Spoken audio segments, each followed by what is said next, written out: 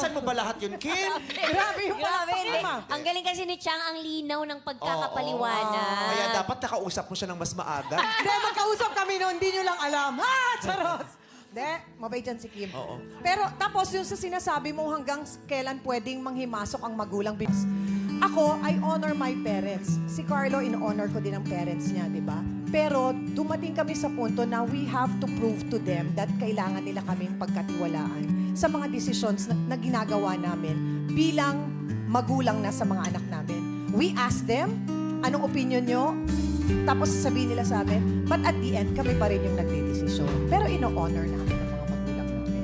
At the end, dapat desisyon mo. Oh, yes. Hindi nila desisyon. Yes. Diba? Maaari kang makinig, pero sa dulo, desisyon mo pa din Yes. dapat yun. Kasi hindi mo pwedeng, pag nagkaroon ng problema, hindi mo pwedeng sabihin, kasi yun ang sabi ng magulang ko. Diba? Desisyon mo dapat.